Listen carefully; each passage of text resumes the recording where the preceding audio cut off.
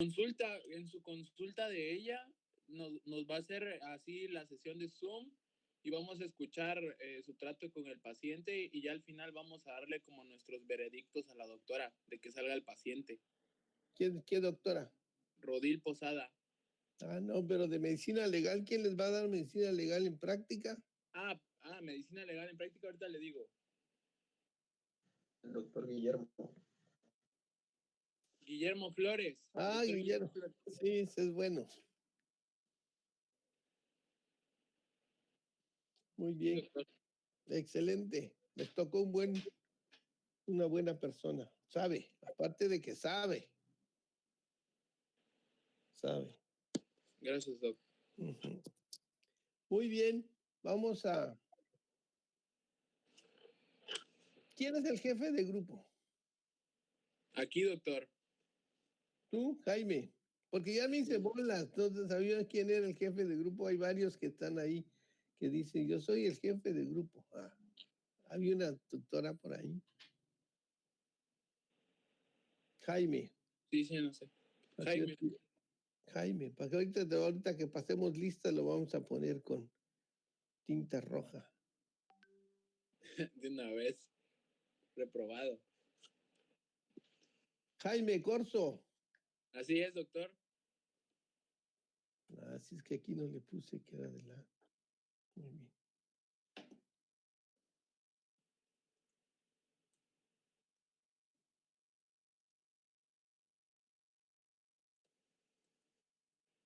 Ahí viene.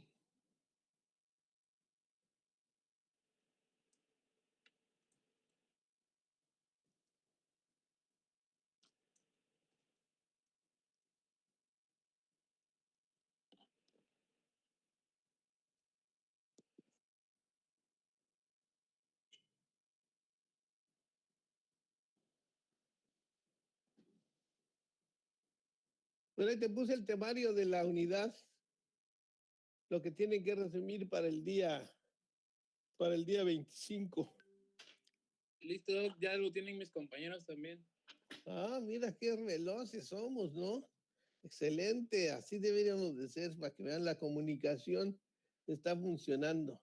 Y mañana les voy a subir para el ensayo, ahí es otra cosa, ¿sí? Muy bien, perfecto. ¿Tienen alguna duda o algo que tengamos pendiente? No, ¿verdad? Son 33, faltan 3. Bueno, vamos a entonces... Cambiaron las cosas un poquito, doctor. Nos quitaron 2 alumnos al A para ponerlos en el grupo B. Cañas Ábalos, Luis Enrique y Castillo Luna, Sheila Samara. ¿Los quitaron o los cambiaron por gusto? No fue por gusto, es una cuestión que se viene arrastrando desde el semestre pasado por un problema con la reinscripción extemporánea. Entonces la lista no es la original. Ahorita vamos a ver quién es. Pues voy a tener que volver a bajar las listas. Bueno, ahorita que pasemos lista, vamos a ver quiénes ya no están.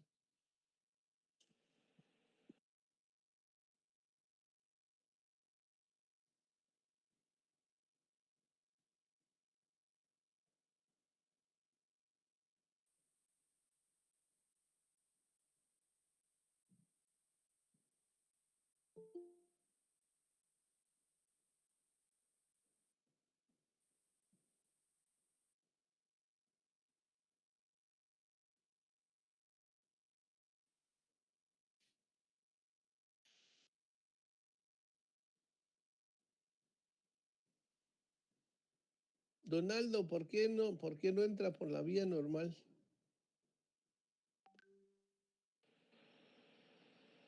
Ahorita le digo, Doc, que tiene que entrar con su correo UNACH. Ahorita le digo.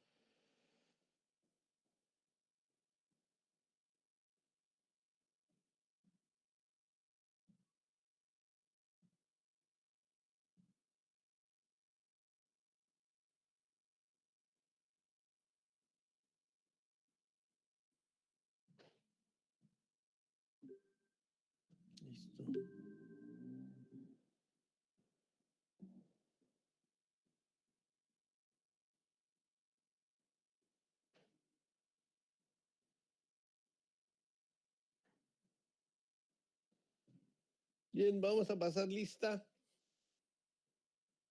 Aguilar González Adriana. Presente, doctor. Buenas tardes. Buenas tardes. Aguilar Lamas Diana Laura. Presente, doctor. Buenas tardes. Buenas tardes. Albores Hernández Sandra Yesenia. Presente, doctor. Alia Sánchez César Antonio.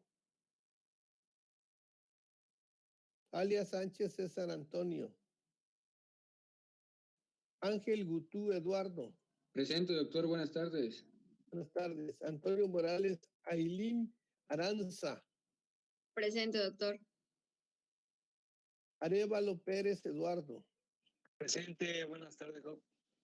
Buenas tardes. Avendaño López Luis Andrés. Presente, doctor. Buenas tardes. Buenas tardes. Aismitia Galán Alberto. Presente, doctor. Asmitia. Ballinas Capito Evan Ezequiel. Presente, doctor. Tejar Navarro Pablo Primitivo. Presente, doctor. Cabrera Santos Luis Fabricio. Presente, doctor. Buenas tardes. Buenas tardes. Castillejos Camacho Luis Fernando. Presente, doctor.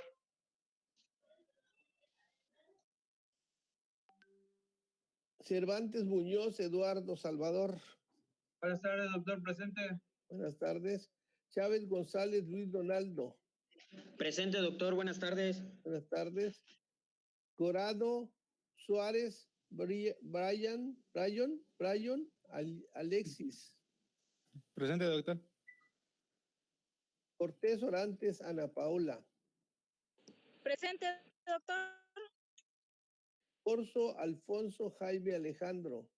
Presente, doctor. Coutinho González Sayan. Presente, doctor. Buenas tardes. Buenas tardes. Cruz Romero Fernanda. Presente, doctor. Buenas tardes. Buenas tardes. Culebro Estrada Wilber Roberto. Presente, doctor. Buenas tardes. Buenas tardes. Cundapí Toledo Marcela Lisbeth. Lisette, presente, doctor. Lisette, siempre le quiero poner Lisbeth, es Lisette. Pero está mal escrito entonces, ¿no? Lisette. Sí, No con lleva, Z. no lleva así como está escrito, ¿está bien? Sí, con Z y TH, doc. Tiene Lisette. una B de más, Marce. ¿Eh? Es que dice Lisbeth ahí. Debe de ser así. Así está bien, doc. Danis Romero Rogelio. Presente, doctor. Buenas tardes. Buenas tardes. De la Cruz Díaz Hugo Armando. Presente, doctor. Buenas tardes. El Ángel García América. Presente, doctor. Buenas tardes. Buenas tardes. Díaz Esquivias Carla Esther. Presente, doctor. Buenas tardes. Buenas tardes. Domínguez Arroyo José Martín. Buenas tardes, doctor. Presente. Domínguez Gómez Viviana del Rocío. Buenas tardes. Estrada Díaz Alejandra del Rocío. Buenas tardes, doc. Presente. Buenas tardes. Fernández Gómez María José. Presente, doc. Buenas tardes. Buenas tardes. Flores Hernández Eduardo Daniel. Presente, doctor. Y Flores Moreno Alan Rafael. Presente, doctor. Ahí están todos. ¿Alguien faltó? No. Ni sobró tampoco. Ya estamos.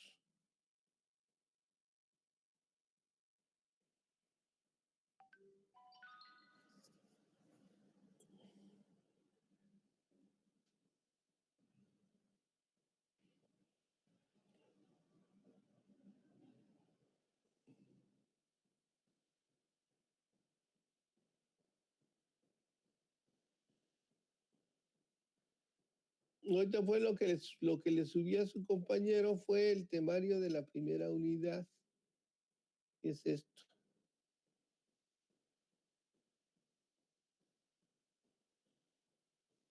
Vamos a quitarle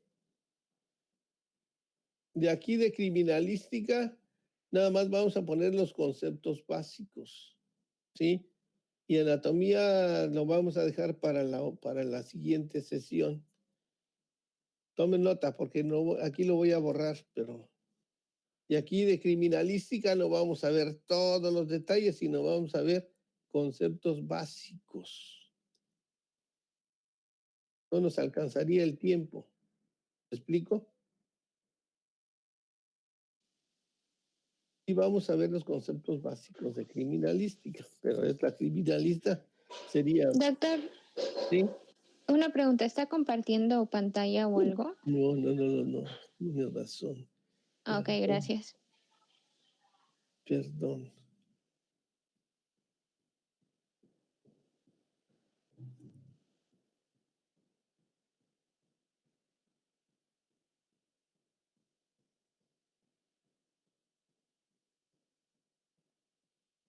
Hola, Tita, sí lo ven, ¿verdad? ¿Sí? Sí, doctor, ahora sí lo vemos. Muy bien. Entonces, esto es lo que tienen que abordar para...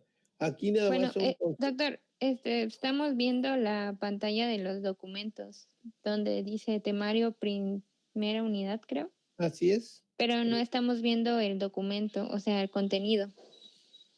¿Cómo? ¿No ven el Sí. contenido? ¿Ya Bueno, abrió ahí usted el temario?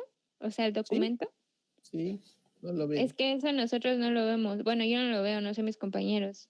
Solamente estamos veo viendo, tampoco. la ventana de donde busca sus ¿Dónde están archivos, los no el documentos? archivo abierto en sí. Ajá.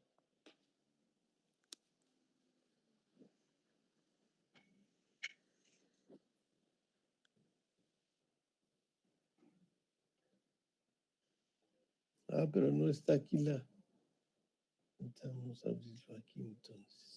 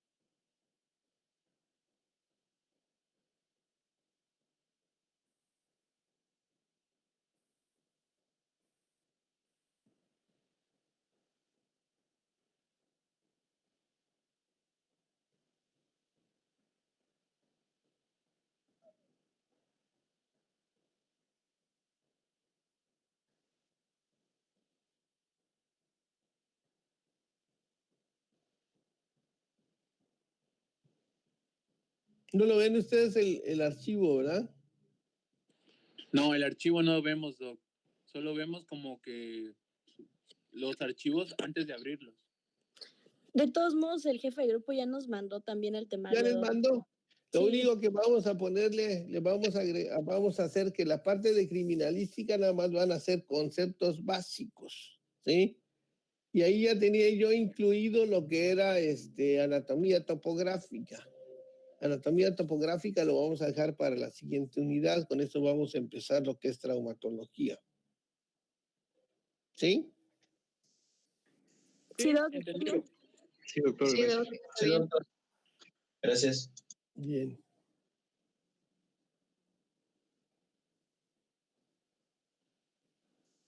Pero de todas maneras, ahorita deberíamos de ver esto. ¿Por qué no quiere? ¿Por qué no hace presentaciones?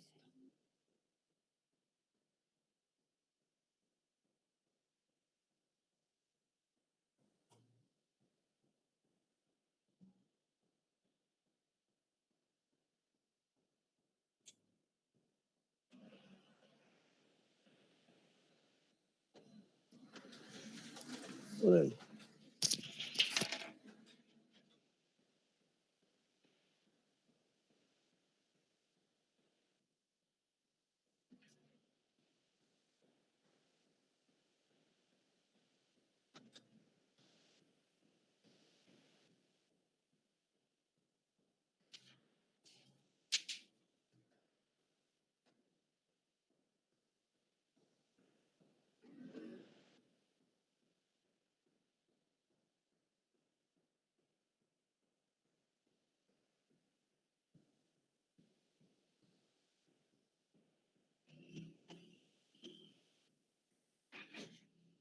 Que se me anda metiendo a la impresora.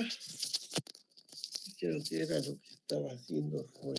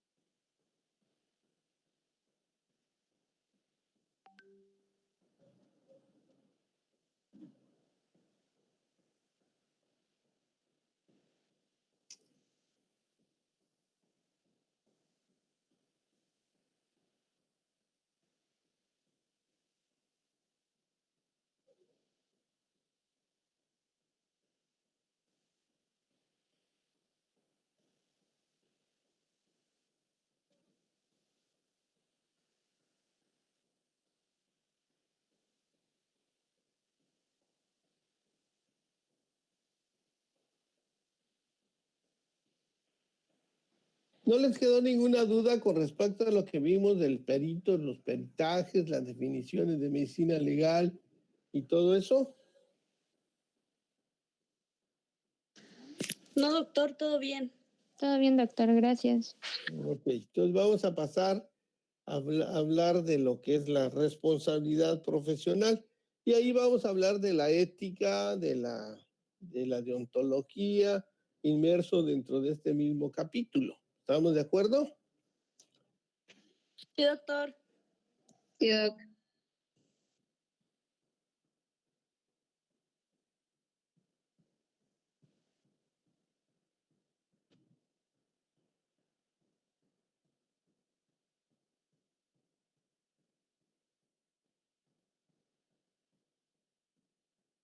Bien, entonces vamos a hablar de la responsabilidad médica. Aquí también de alguna manera es la responsabilidad pericial. Lo vamos a ver dentro del mismo proceso.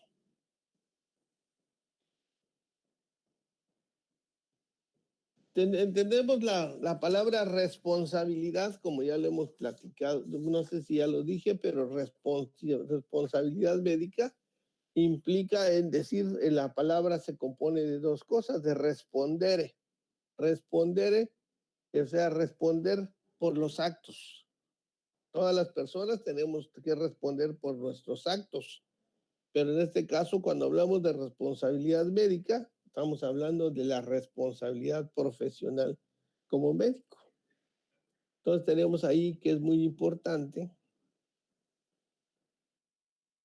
Vamos a hablar entonces de la responsabilidad profesional, de la responsabilidad legal, de los factores que determinan la responsabilidad médica, de los elementos que determinan la responsabilidad médica, de la función pericial, que sería la parte del médico forense, y el objeto de la pericia. ¿Me están escuchando bien? Sí, doc. Muy bien. Vamos a ver entonces que... A ver. Estoy haciendo bolas. Responsabilidad. Ahí está. Ya dijimos esto. Y vamos ahí. La palabra responsabilidad, como ya les estaba yo diciendo, viene de responder por los actos. Si le ponemos profesional, responder por el trabajo, por el quehacer que hacemos como profesionales de la medicina. Para eso tenemos que tomar en consideración tres cosas básicas. Primeramente, desde el punto de vista filosófico, moral y todo lo de la formación del médico, tenemos que ver primeramente la parte ética. ¿Qué es la ética médica? La ética médica, pues es el médico debe de ver siempre el beneficio del paciente, ¿verdad? Que de alguna manera sí debe de actuar siempre buscando el beneficio del paciente. La ética médica dijimos que es la formación del médico, va aprendiendo valores y esos valores le van a decir en un momento dado si está haciendo las cosas bien o mal. Luego tendríamos la moral. ¿Qué es la moral? En cada sociedad se imponen normas y allí hay diferentes tipos de normas. Es lo que moraliza un acto en una sociedad, son las normas y las leyes que rigen el actuar. Y por último tendríamos la bioética. La bioética que al final de cuentas pues también parecería mentira, pero los conceptos básicos de la bioética se van a ver inmersos también aquí en este proceso de formación de la responsabilidad profesional.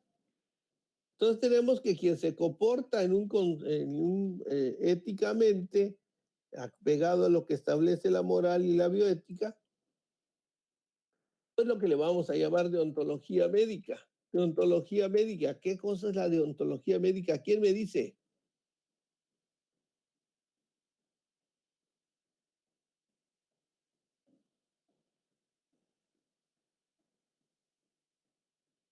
¿Nadie sabe? No. ¿Qué Es como tenemos? si fuera la ética de Es la el medicina, conjunto de ¿no? principios, Doc, éticos, que van Los a deberes de ayudar una al médico profesión. a regirse y hacer las Los cosas deberes del correctamente. médico. La deontología médica es el deber ser con base a estas tres cosas, a la ética, a la moral y a la bioética. O sea, es el deber ser, el comportamiento que debe tener un médico con respecto a estas tres cosas. Y de esto se va a depender lo que se llama el arte de la medicina. El arte de la medicina está en que el médico debe tener un comportamiento ético, ¿sí? Y de alguna manera también acorde a lo que la moral, dijéramos a la sociedad en que está viviendo, le impone. Y la bioética, que son ahora los nuevos principios que vamos a ver más adelante, ¿verdad? Pues tenemos aquí que eso se le llama deontología médica. Quien se comporta dentro del arte de la medicina, o sea, así, ¿qué es lo que el deber ser? Está en hacer lo que se debe de hacer en el momento, no antes ni después. No se puede dejar para mañana. Lo que se tiene que hacer hoy se tiene que hacer. Si se sabe, obviamente. Si no se sabe, entraríamos ya en otros conceptos. Quien no se comporta dentro de este rango, entonces la sociedad va a poner normas. Y dentro es donde entraría la parte de la responsabilidad ya legal porque está hablando de leyes.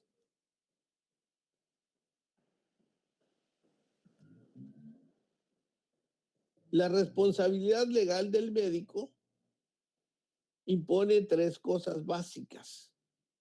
Primera, la obligación de cuidado. ¿Qué es lo que debe de cuidar siempre un médico?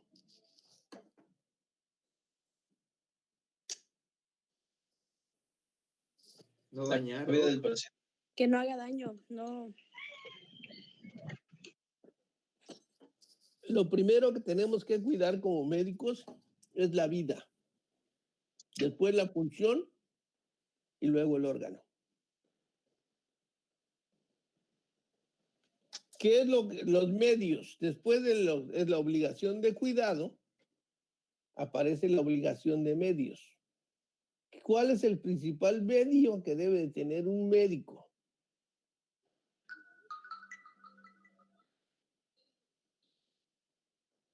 ¿El principal qué? No lo entendí, doctor. El principal medio que debe de tener para actuar. ¿Se refiere a los consultorios, Doc? O sea, se está refiriendo a los consultorios, un área específica para atender a los pacientes. El principal medio que debe tener un médico, ¿cuál sería? ¿No se refiere a conocimiento? Es exactamente. Primero debe saber. ¿Sí? Porque no podemos, dijéramos, hacer algo que no sabemos hacer. O sea, el primer medio que debe tener un médico es el conocimiento. ¿Estamos de acuerdo? Obviamente que ese conocimiento lo debe utilizar en beneficio de su paciente.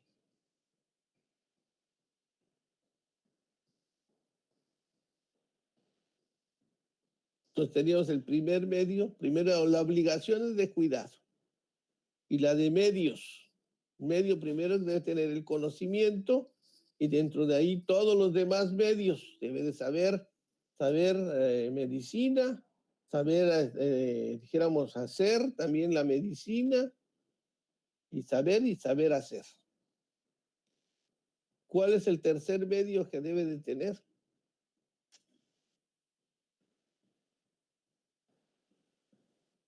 La conciencia para discriminar cuándo actuar y cuándo no. Y eso entra dentro del medio de conocimiento. La práctica. La seguridad. De seguridad. O sea, tiene que buscar siempre el camino más seguro. La seguridad o sea, como dijéramos, cuando tiene que hacer una intervención, debe de buscar la seguridad. Dijeron por ahí, lo primero, no hacer daño, ¿sí? Y eso para no hacer daño, pues debemos hacer lo más seguro posible nuestro quehacer. No sé si queda claro. Primero tengo que tener tengo que tener la obligación de cuidado, utilizar todos mis conocimientos y lo que hace hacer en beneficio del paciente, pero antes que yo haga cualquier cosa, tengo que ver la seguridad. La seguridad es que siempre voy a buscar lo que más le beneficie al paciente y que tenga el menos daño posible.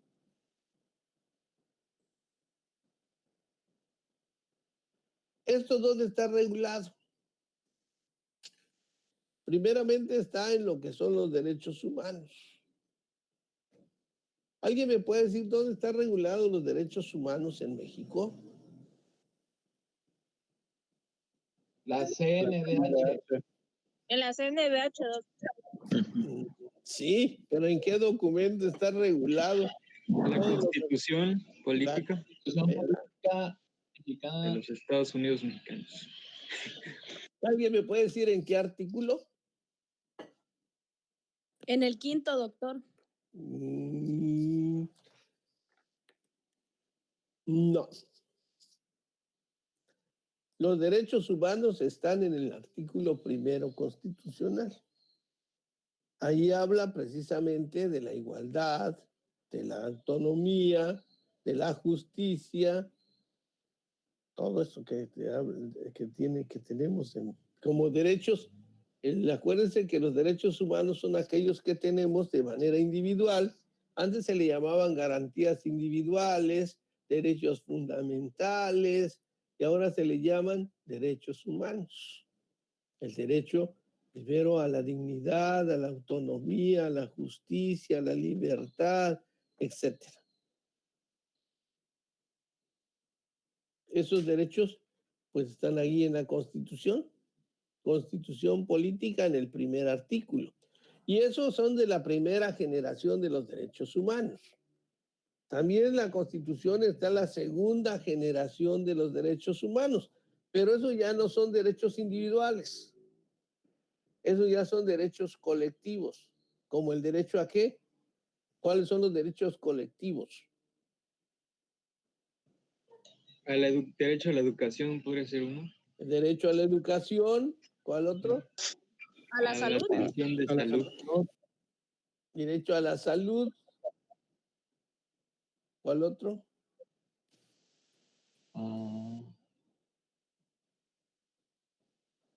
Derecho al medio ambiente sano, Doc. Sí, eso entraría dentro de la salud. A la libertad de expresión. Entra también. A una vivienda digna. A la familia. Todo eso entre dijéramos, hay el primero, el derecho el derecho a la educación. Todos tenemos el derecho a la educación, artículo 3º constitucional. Porque el 2º constitucional habla precisamente de los derechos de los pueblos indígenas. Y precisamente por eso los indígenas se pueden hacer cosas que nosotros vemos que hacen y pueden pasar por encima a veces de los derechos de los demás que no debieran. Pero se agarran de ese artículo, el artículo 2º constitucional, que los trata como dijéramos, no como una especie, sino como una, como le podríamos decir, que le tiene consideración por su condición étnica. Pero el 3º constitucional habla de la educación, que la educación debe ser gratuita y todo lo que ustedes ya saben, ¿verdad? Fue México el primer país que creó estos derechos constitucionales, estos derechos sociales. Entonces ahí estaba en este derecho, en los derechos sociales está el derecho a la salud, el derecho el primero a la educación, luego a la salud, y cuando hablamos de salud, todo lo que concierne a la salud, de tener una casa digna, que elegir los hijos que quiera, todo lo que ustedes ya saben. ¿Y el 5º constitucional de qué habla? Alguien dijo por ahí, el 5º constitucional. ¿De qué habla el 5º constitucional?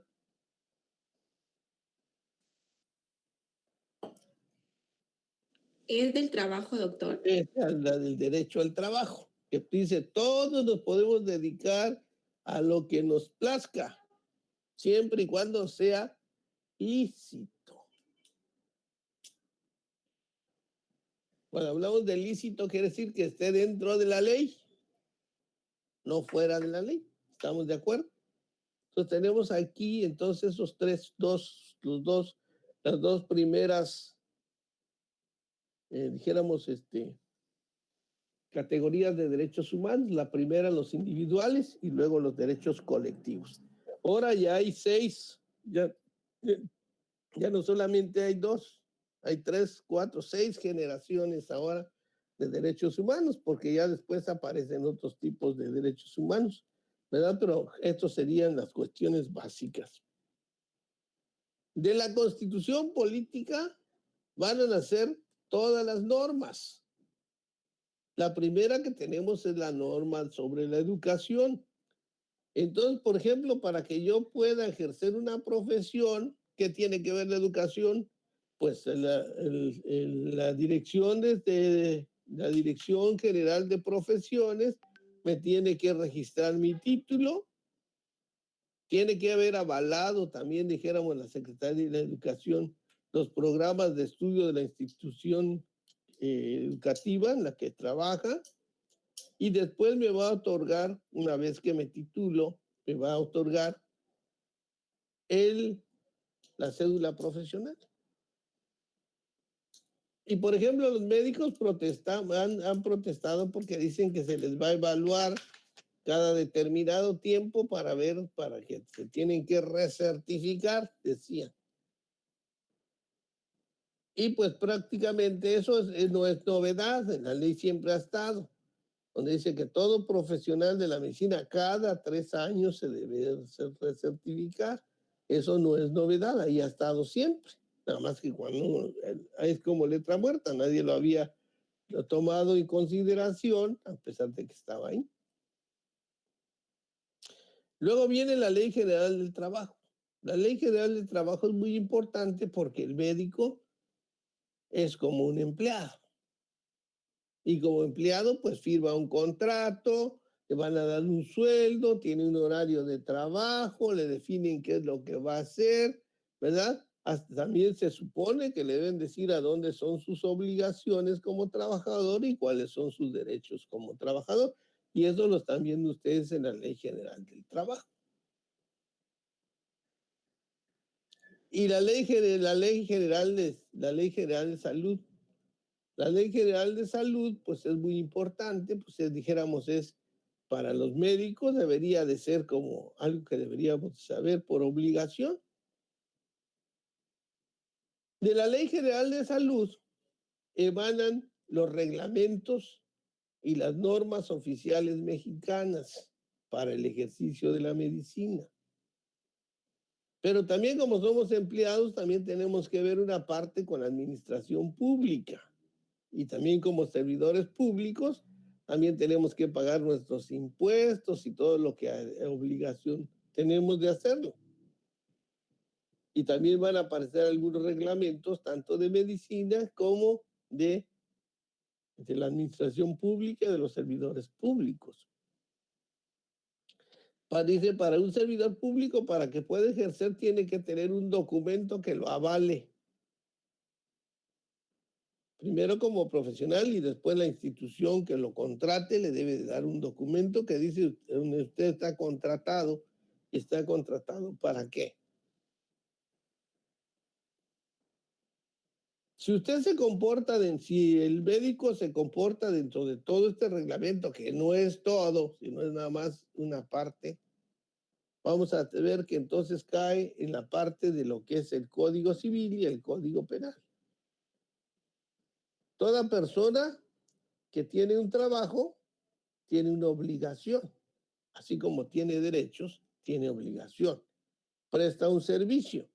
Si le pagan por un servicio y no cumple, pues lo pueden correr o lo pueden también, en un momento dado, también lo pueden demandar. Y eso es la parte contractual. Aquí cae también el ejercicio de la medicina de manera privada, porque de manera pública, pues el contrato no lo hace el médico con el paciente. El médico es una persona que está contratada para que haga un trabajo. Y no un todólogo, debería de tener bien definido qué es lo que va a hacer. Y hasta dónde son sus obligaciones y hasta dónde son sus derechos. Si no se comportara como debiera de ser, pues le pueden poner una indemnización, o sea, le van a poner una multa, y si lo que hizo causó daño, tiene que reparar el daño, tiene que hacer una indemnización para la persona que fue dañada. Pero aquí, por ejemplo, vamos a ver que generalmente es al médico al que se juzga, pero no debería de ser, porque la prestadora de servicio es la institución, no el médico. El médico es nada más un trabajador.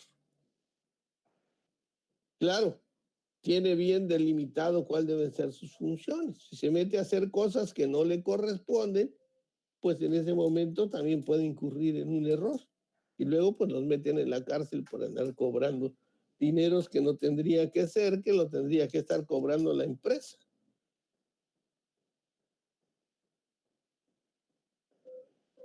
Entonces aquí cómo se juzga cuando el daño es civil, poniéndole una indemnización. Aquí es con dinero. En Estados Unidos todos los problemas de responsabilidad profesional se ventilan aquí y por eso cuestan muchos millones de pesos a las instituciones y a los seguros. Pero hay otra razón. Aquel que su actuar no sea correcto. Aquí estamos en incumplimiento del contrato. Y aquí estamos hablando ya de incumplimiento del servicio que presta. ¿A quién presta? Y eso puede ocasionar un daño. Entonces va a caer en lo que es el Código Penal. El Código Penal está ahí, se habla no de falta de incumplimiento, sino aquí se habla de delitos. Porque hay leyes que regulan y toda aquella ley, todo aquel que infringe una ley comete un delito. ¿Cómo se castiga? Aquí se castiga primeramente, pues también le pueden poner una sanción económica, también le pueden poner una indemnización por el daño que ocasionó, y en su defecto también pudiera ser también encarcelado si el daño es muy grave.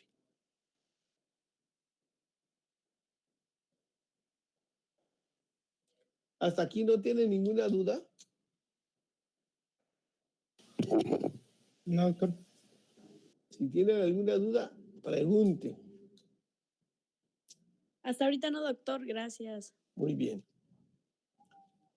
Entonces ya dijimos que todo el que infringe una ley comete un delito. Entonces cuando dicen, es que cometió un delito, es que hay una ley que regula algo y que está pasando por encima de la ley. Y en ese momento se le denomina delito al acto. Puede ser de 3 formas. Ahí dice 2. Doloso. ¿Cuándo se habla de un delito doloso? Cuando aquella persona que comete el delito lo hace con toda la intención del mundo. O sea, a conciencia, o sea, sabe lo que está haciendo, sabe por qué lo está haciendo y, dijéramos, lo hace. Y luego vienen los delitos culposos. ¿Qué cosa es un delito culposo?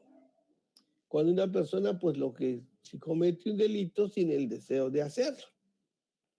Entonces podríamos hablar que los delitos dolosos, pues son los que se cometen con alevosía y ventaja. Y los delitos culposos son aquellos como los accidentes, que no había el deseo de hacerlo, pero se produjo. Y la mayor parte de los delitos médicos van a caer en este rango, en el del culposo. Porque se supone que el médico no actúa con dolo. Se supone. Porque algunas veces sí. Entonces, las consecuencias del acto médico, de una acción médica y que daña a una persona, se le denomina iatrogenia. Entonces, iatrogenia es todo daño, lesión producida por el acto médico. Y puede ser desde una pequeña alergia hasta la muerte.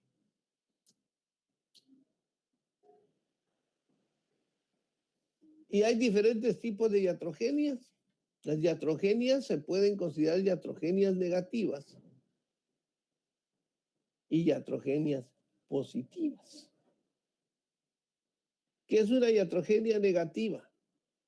Cuando el médico no se fijó, no prestó atención a lo que está haciendo y por eso le causó un daño a su paciente y que le dejó con una incapacidad muy importante o le dejó una cicatriz terrible. Y la iatrogenia positiva es aquella que se ocasiona, pero que él trae, como su nombre lo dice, un beneficio para el paciente.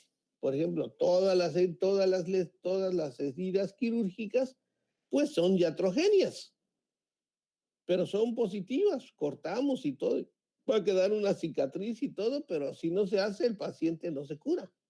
Entonces estamos hablando de una iatrogenia positiva.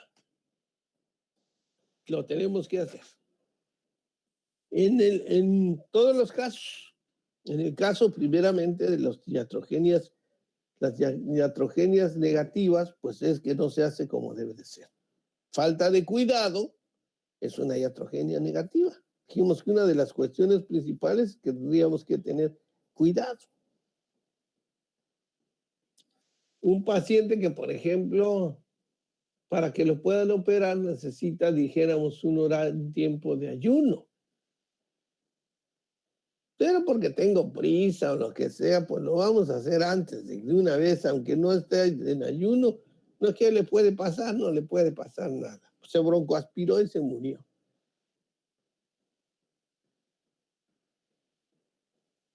No hay dolo tal vez, pero hay negligencia. Sin embargo, algunas veces se va a hacer todo lo necesario y de todas maneras el paciente se infartó a la hora de la cirugía. A pesar de que se hizo todo el protocolo para protegerlo para no causarle daño. Y entonces, de alguna manera, ahí viene la parte importante. La iatrogenia en un momento dado puede ser positiva o puede ser negativa. ¿Cuál es la mentalidad que debe tener el médico cuando actúa? Ya les dije en un principio, primero la vida, después el órgano y por último la función. Doc, lo había dicho al revés, segundo la función y tercero el órgano. Primero la función y tercero el órgano, sí, pudiera ser, sí, porque primero, por ejemplo, a lo mejor si alguien se fractura un pie, pues primero que quede funcional, aunque no quede muy estético, ¿verdad? Pudiera ser. Entonces, al final, primero la vida, luego la función y luego el órgano. Habrá momentos en que primero el órgano para que pueda funcionar. Hay condiciones también, acuérdense que les dije siempre, aquí esto no se puede tomar de manera cuadrada. ¿Sí estamos de acuerdo con eso? Sí, Doc. Para que funcione el hígado, pues tengo que tratar el hígado si está dañado, si no, no va a funcionar. Entonces, ahí en ese caso, tengo que tratar primero el órgano para que funcione adecuadamente. El riñón, por ejemplo, para que funcione, pues tengo que tratar el riñón para que pueda funcionar. Y en algunos casos, a lo mejor cuando hablamos de la función y el órgano, estamos hablando, por ejemplo, de las heridas traumáticas, ¿sí? Traumática es una fractura o algo, lo más importante primero es la vida. Segundo es la función y por último el órgano. Digamos, en una fractura pues interesa que quede bien, ¿verdad? A lo mejor si queda no, con alguna deformidad, pues pudiera ser no tan grave. Ya les dije que en los delitos, cuando hablamos de delitos, estamos hablando del delito contractual, que elegimos Código Civil, y aquí es donde entra la parte importante del quehacer de la medicina. Los médicos no queremos entender que ya pasó el tiempo, que el médico tenía todo el poder sobre el paciente. El médico tiene todo el conocimiento. Ese conocimiento lo tiene que poner a favor del paciente, ¿sí? Pero él tiene la obligación de primero hacer el diagnóstico.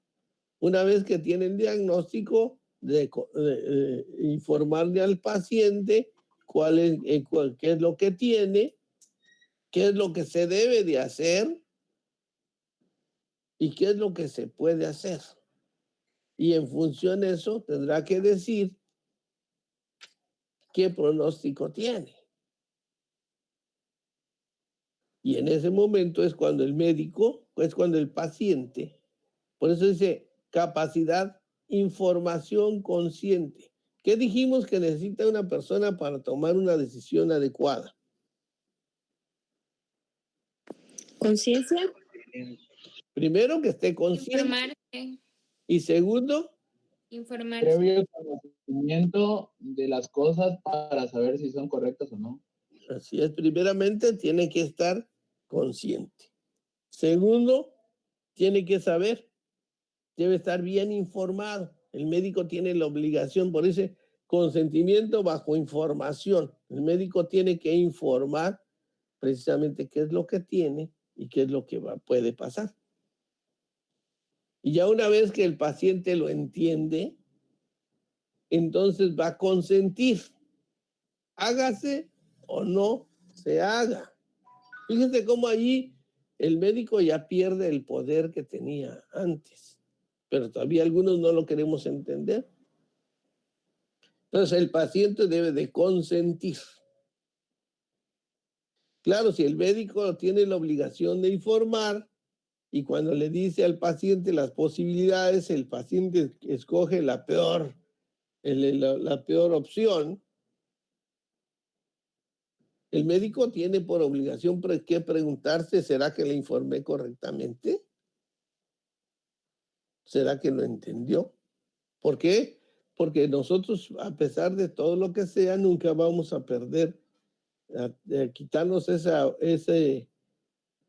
obligación que tenemos de cuidado y seguimos que tener cuidado. Tenemos que volver a informar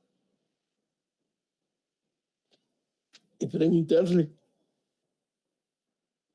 preguntarle si lo entendió.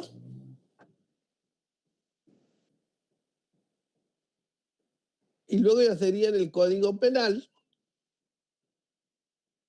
Aquí donde decía yo, aquí es la cuestión contractual y aquí es el acto, la acción.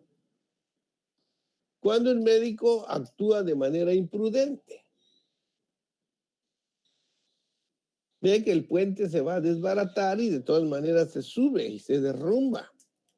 Entonces, ahí es donde estamos hablando de la seguridad. Tenemos que tratar de que sea seguro. No puedes meter al quirófano una persona que nada más lo va a meter a morir, que ya sabe que no tiene sentido meterlo.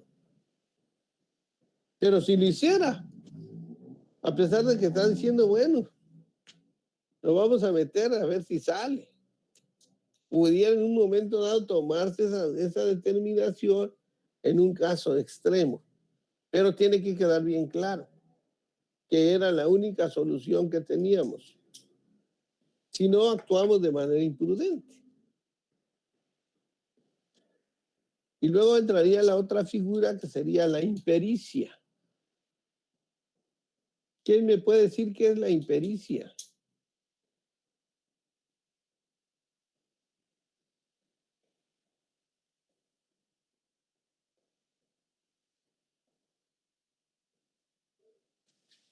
¿Qué es la impericia? La falta de ganas, doctor, de querer hacer algo, como no tener las ganas suficientes o para ejercer bien su que trabajo. puede hacerlo y hacerlo O lo que hace mal. ni la destreza que tiene para hacer esa profesión bien, llevarla a cabo. Es como una negligencia, ¿no, Doc? O sea, alguien que no puede hacer un trabajo de manera bien. Por la impericia. ¿Qué es impericia? Todos debemos de saber hasta dónde somos capaces. Y cuando ya lleguemos en un lugar donde no somos capaces, pues ya entraríamos a ser incompetentes o no tener la capacidad para hacer algo. Y meterse a hacer algo que no sabemos hacer se le llama impericia. Y eso el resultado pues puede ser malo.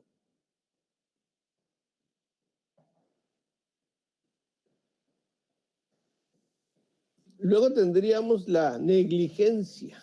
¿Qué cosa es la negligencia?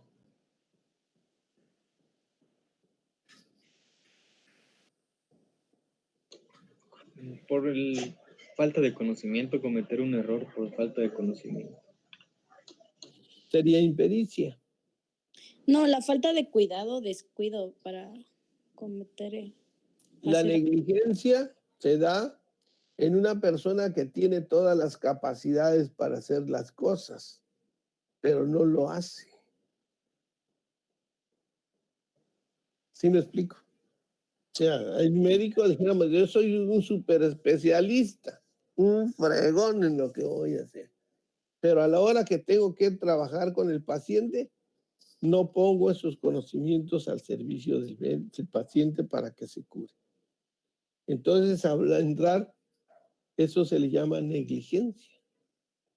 No hacer lo que debiera de hacer en el momento correcto.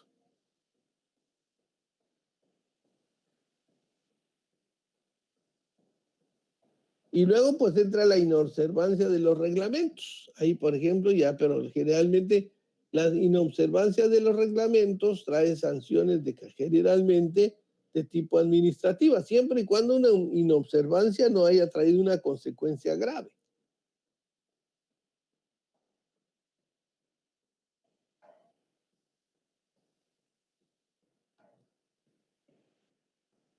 ¿Tienen alguna duda? Lo podemos platicar. No, doctor. Todo bien, doctor. Entonces, bien explicado.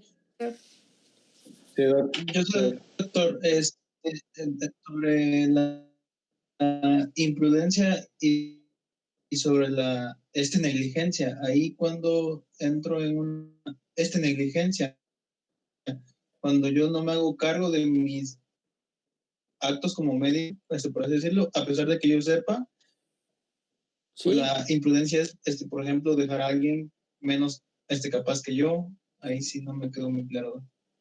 No, imprudencia, es un acto imprudente. Usted ve que el resultado va a ser negativo y de todas maneras lo hace.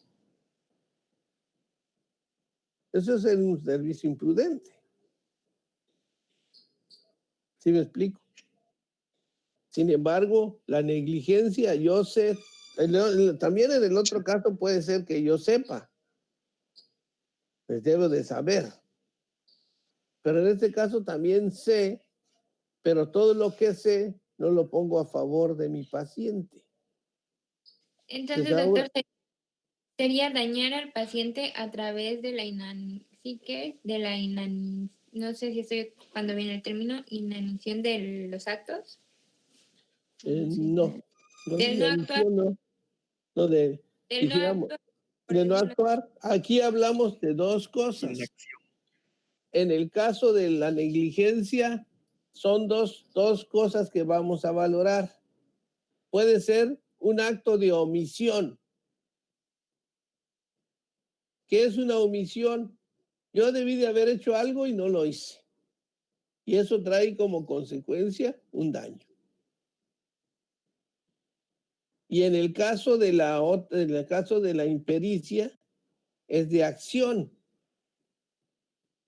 A pesar de que sabía yo que no lo debía de haber hecho, lo hice. Y eso trae una consecuencia negativa.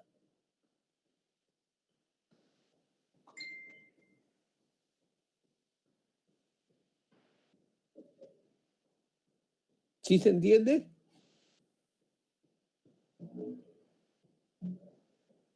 Sí, doctor. Sí, doctor. Sí, doctor, muchas gracias.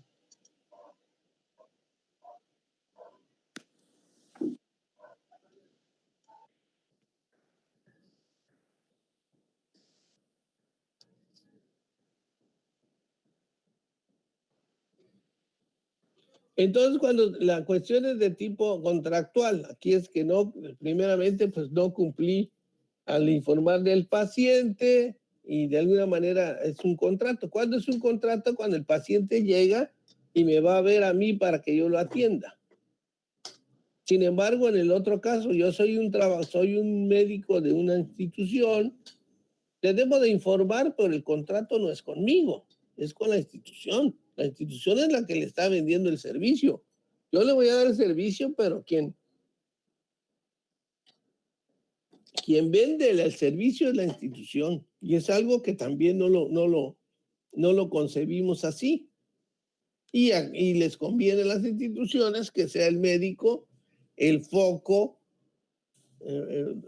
donde se asienten todo lo que no se puede hacer o no tienen la capacidad de hacer.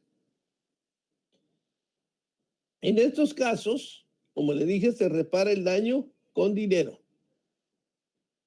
Usted manda a hacer una casa y se cae la casa, demanda a la persona que le hizo la casa y aparte todo el daño que le ocasionó por no haber hecho lo que debiera de ser. Eso es la cuestión contractual. Y luego tendríamos aquí ya la cuestión penal. Aquí los delitos, hay la otra es incumplimiento de un contrato. Aquí los delitos se pueden con una multa, si el daño es muy leve, suspensión del ejercicio y cédula profesional temporal, y si hay reincidencia se lo pueden quitar definitivamente, y en algunos casos pues lo pueden meter a la cárcel.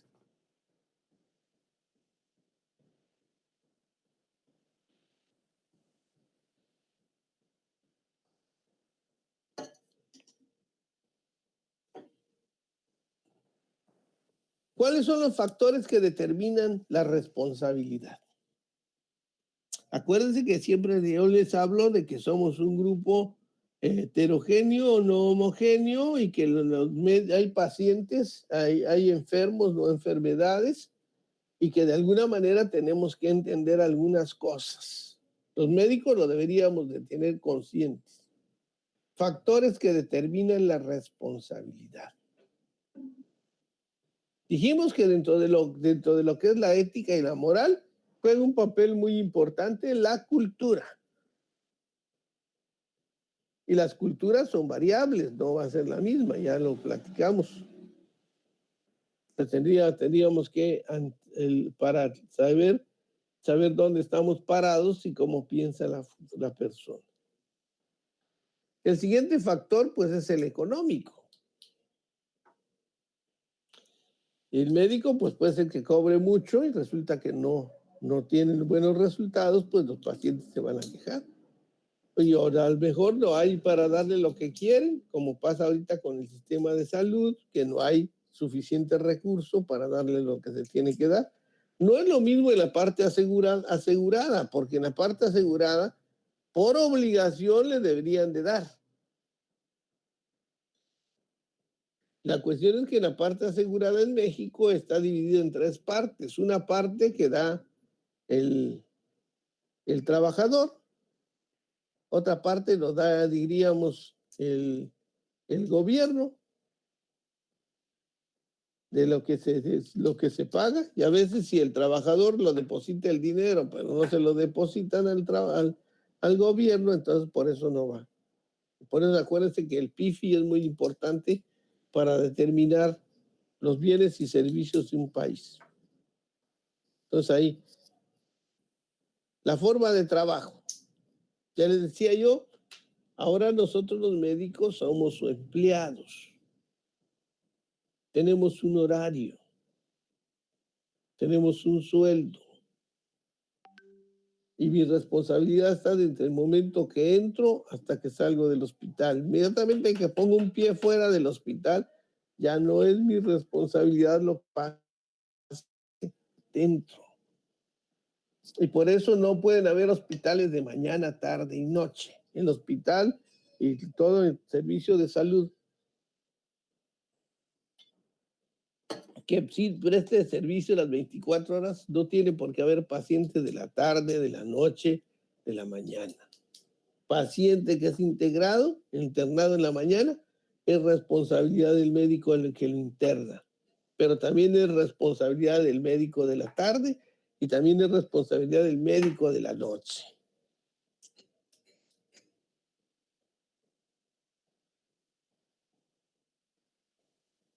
Luego tendríamos la relación médico-paciente. La relación médico-paciente cada día está más lejos. Ahora con la pandemia está mucho más lejos todavía porque pues ya todo lo vamos a ver a través de monitores.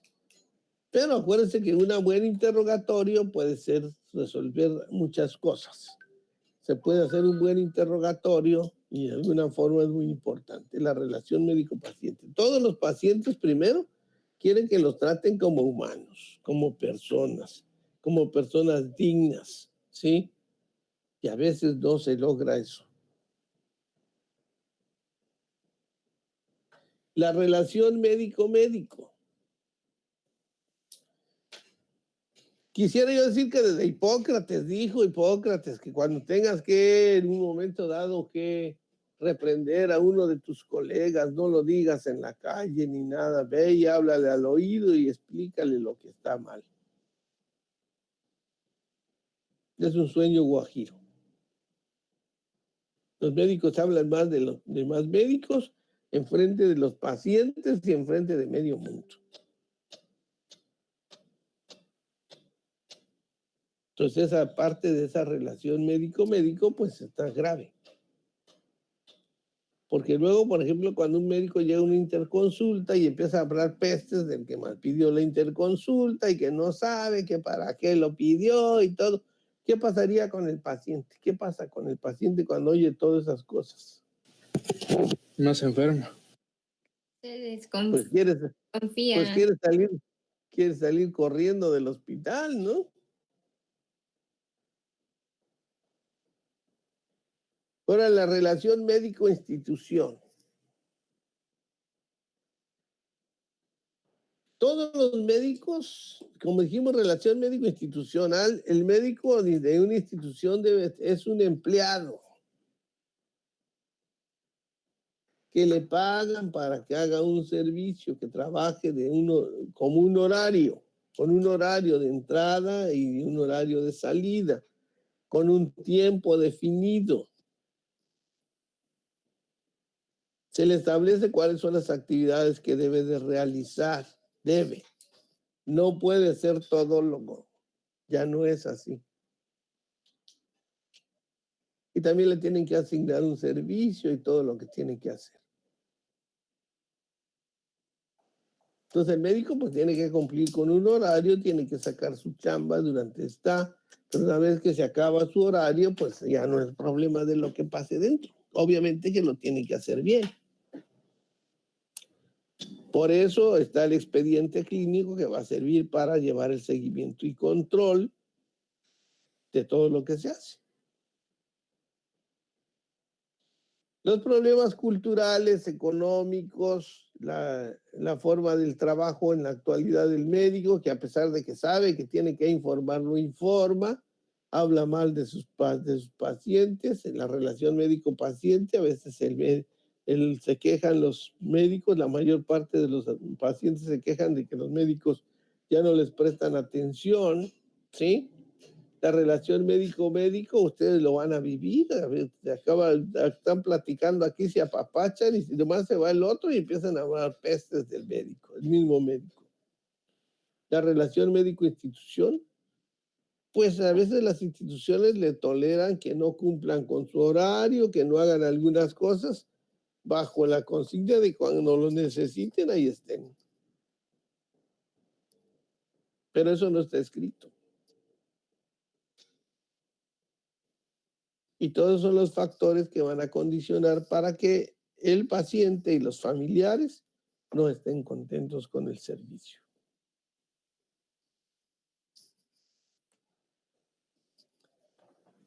¿Cómo vamos el acto médico? ¿Entendemos qué cosa entendemos por el acto médico?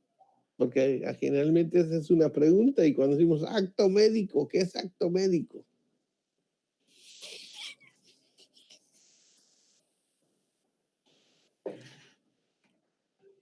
Las acciones que se realizan para preservar la salud o atender la salud.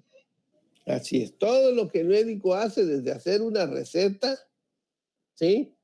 Revisar un paciente, hacer una cirugía, hacer una curación, todo eso se llama acto médico. Los médicos, y por eso vamos a ver cuando veamos en bioética, cómo la investigación, el reglamento para la investigación después es aplicable a la ética médica. ¿Por qué? Porque todos los médicos se supone que con cada paciente hacemos investigación. Y cada acto que hacemos intervención en el paciente y esa intervención tiene un resultado. Para eso tenemos que tener un instrumento para seguimiento y control de todos esos actos médicos que se realizan. Y ese instrumento se llama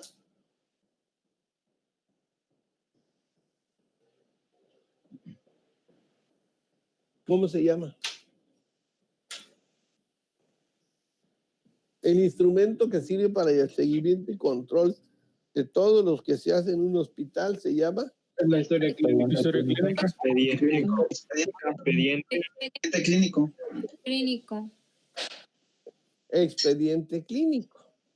Hay que hacer una diferenciación entre expediente clínico e historia clínica.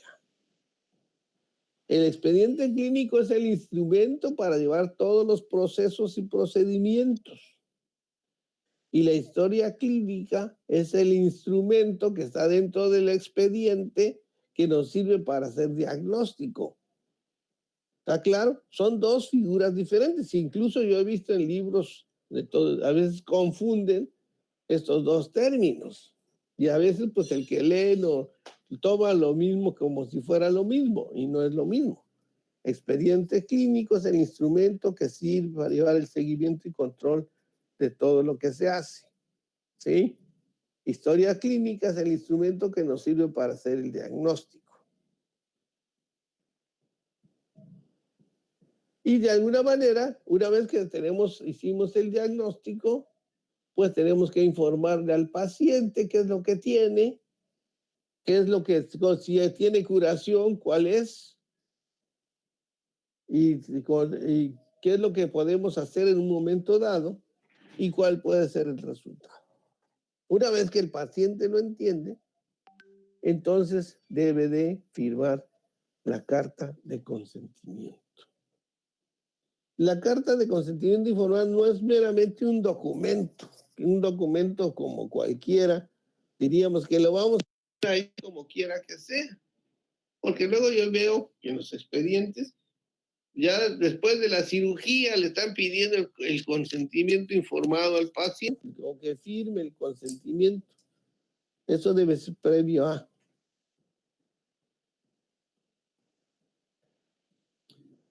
Y nadie me ha dicho, porque yo esperaba que ustedes me dijeran, doctor, ese número del expediente que tiene usted ahí en su diapositiva no es correcto. ¿Cuál es el número del expediente? ¿Cuál es el número de la norma oficial mexicana del expediente clínico? ¿Quién lo sabe? 004. 004. 004. Esta que está aquí era la anterior.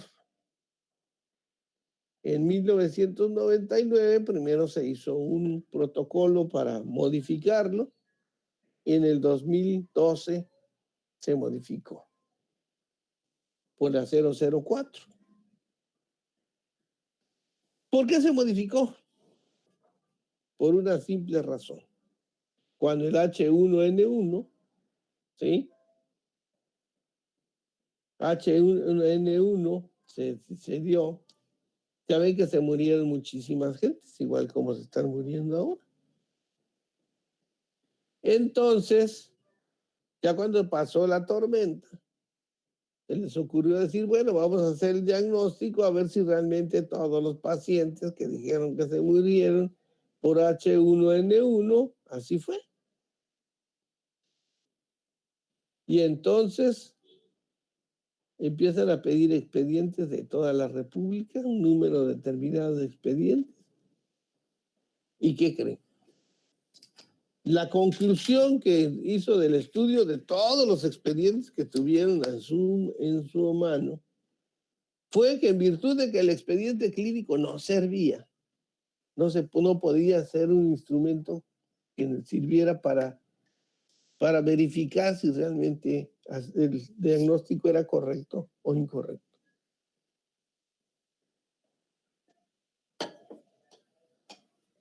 A partir de ahí se modificó.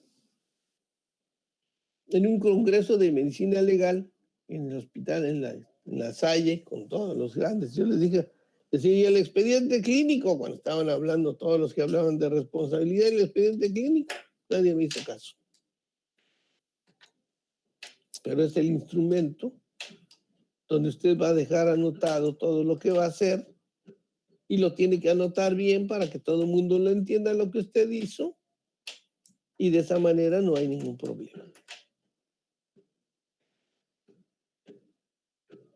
Además es el instrumento que comunica a todos en el hospital. Comunica a los médicos con las enfermeras, los médicos con los laboratorios, los médicos con todo tipo de paramédicos, con las demás áreas pero es el instrumento que comunica a todos.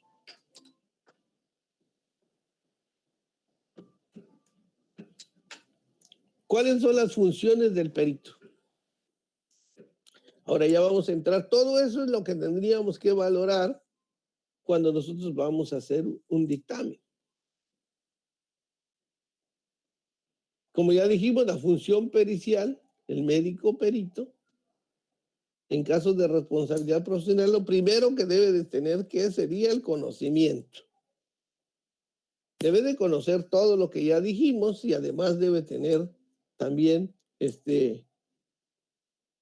la capacidad para hacer un dictamen, una revisión, para que pueda en un momento dado orientar si el acto médico fue bueno o malo. No es fácil, es de las tareas más críticas que ustedes le pueden tener y que al final de cuentas, como tiene que ser imparcial, pues al que le dé el beneficio. Entonces, las cualidades que debe tener la persona como perito, ya dijimos, primero debe de saber. Debe de ver de manera objetiva. Cada caso se tiene que ver como un estudio de caso. No se parece a ningún otro. Lo que ya vimos tiene que tener una actitud científica. También para la investigación de documentos y actos se tiene que utilizar el método científico. Y lo que ya hablamos, debe tener celeridad, debe ser mente abierta, debe ser preciso en lo que hace y sobre todo debe ser imparcial. Y es bien complicado, ¿verdad? Porque es un compañero médico el que vamos a juzgar. Dijéramos al que vamos a examinar de lo que hizo. ¿Qué aspectos normativos tiene que ver el médico forense? Y se debe tener primero preparación, la especialidad en medicina forense. Formación teórica y práctica, debe de saber hacer y también debe ser nombrado y aceptado el cargo para que pueda hacer la prueba pericial. Dijimos que la prueba pericial es el dictamen. Y de una vez definimos qué cosa es un dictamen, pues es un documento que da una fe, que da fe de un hecho, pero que es de manera, dice, con fundamento. No es nada más que yo lo digo, sino tengo que decir por qué. Y el dictamen, como vamos a ver, tiene diferentes partes. Ahí lo van a ver con el doctor Flores, les va a decir que revisen algunos dictámenes seguramente y ahí van a saber lo que es un dictamen. Y el dictamen también se le llama prueba pericial. ¿En qué consiste la prueba pericial? Dijimos que debe ser objetivo primero en caso de responsabilidad. El objeto de prueba que vamos a tener, pues primeramente es el expediente clínico. Seguramente va a ser todo el expediente judicial, pero fundamentalmente vamos a versar nuestro quehacer en lo que se hizo la prueba, que es el expediente clínico. Para eso, pues ya dijimos que debe tener capacidad del perito. ¿Qué es lo que vamos a ver? Primero, si el médico cumplió con sus obligaciones. ¿Cuál es la primera obligación? Tener el conocimiento. Para eso tiene que tener un título, tiene que tener una cédula, ¿sí? Ya es un especialista, subespecialista, sabe mucho, ¿sí? Ahora vamos a ver si eso que sabe lo puso en favor del paciente. Si ejerció dijéramos, con responsabilidad y utilizó todos los medios terapéuticos, farmacológicos y de diagnóstico para el tratamiento y rehabilitación del paciente. Entonces, como ya les dije, la práctica médica se va a dividir en tres cosas muy importantes, que es la ciencia, el saber, ciencia o saber, la práctica y la experiencia.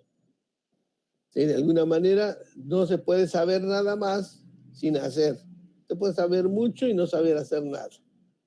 Se puede decir que a lo mejor aprende usted cómo vuela un avión supersónico, pero mientras no se suba a un avión y no lo ponga a trabajar, no va a poder decir que sabe hacerlo.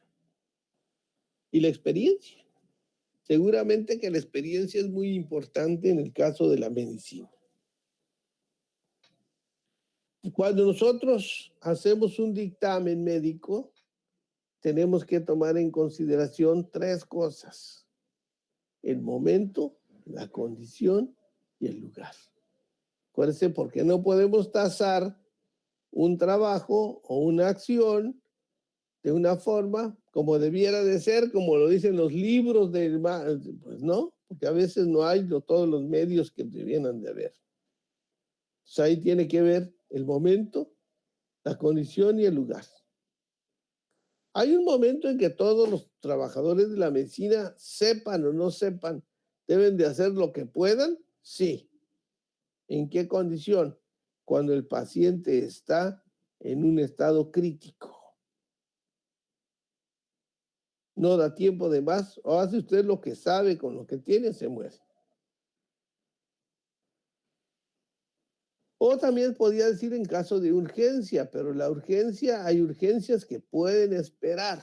Ya cuando a usted les toque estar en el triage, van a ver que hay urgencias que sí son urgencias, pero puede esperar. Por ejemplo, una persona que llegue con una apendicitis, pues sí, es una apendicitis, necesita cirugía, pero no lo tiene usted que meter directo al quirófano. Puede usted hacer algunas cosas para, primero, ponerlo en orden todo para que luego lo opere y tenga mejor resultado. No es lo mismo de que le llegue una persona que se está infartando, pues tiene usted que hacer lo que sea con lo que tenga. Por eso cuando a mí me tocaba hacer un dictamen de algún lugar, en un lugar en especial, lo que yo hacía es irme, si fue un sábado, entonces yo me iba un sábado a ese lugar a ver cómo estaban trabajando, qué hacía. Claro, nunca va a ser igual en el momento que estuvieron, pero de alguna manera me va a permitir ver cuál es el comportamiento que tienen y de esa manera pues me puedo dar una idea de lo que hicieron. Ya les dije qué es lo que vamos a ver. La obligación del médico es de cuidado. Cuidó de la vida del paciente. Dije cuidó de la vida, no dije que lo tiene que obligadamente, no se le puede morir. Y aparte de eso, utilizó todos los medios, entre ellos sus conocimientos para hacer lo que... Y de todas maneras se murió, pues sí, no hay ningún problema. Al final de cuentas, pues hay enfermos, no enfermedades, y de alguna manera a veces el que pensamos que no se va a morir se muere. Por eso el médico nunca puede ni debe de ofrecer resultados. Porque en medicina, donde menos se imagina uno, salta la liebre. ¿Cuáles son las cartas de los derechos de los médicos? Porque así como tienen obligaciones, pues también tienen derechos. Primero es ejercer la profesión en forma libre, sin presiones de cualquier naturaleza. Entendemos que la libertad lo tenemos nosotros de actuar, pero lo que hagamos libremente es nuestra responsabilidad. Laborar en instalaciones apropiadas, seguras, que garanticen su práctica profesional. Pues bastante complicado. Laborar en instalaciones apropiadas, seguras, que garanticen su práctica profesional. Pues debiera. Pero si van ustedes que van a ir al hospital y van a ver, si en algún lugar no se hacen las cosas como se debe de ser, en lo que se llama seguridad y higiene en el trabajo, pues es en los hospitales, en nuestro entorno, obviamente. No puedo generalizar. Tener a su disposición los recursos que requerirá para su práctica profesional. Tener a su disposición todos los recursos. También sería ideal, ¿verdad? Pero no hay. No, pero aparte nosotros los mexicanos no hay, y cuando lo tenemos lo tiramos. Lo que ya les dije, abstenerse de garantizar resultados en la atención médica. No hay, en medicina no hay nada escrito. Recibir trato digno y respetuoso. ¿Qué es lo que necesita una persona para que le den trato digno y respetuoso? ¿Quién me dice?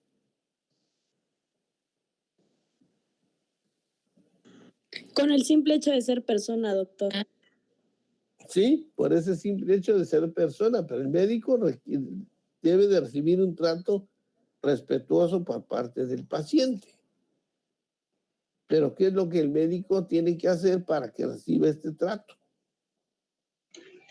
Igual ser empático y tratarlo con respeto. ser Así respetuoso con es. el paciente. Ya ven que por ahí hay algunas que dicen, por ejemplo, dicen,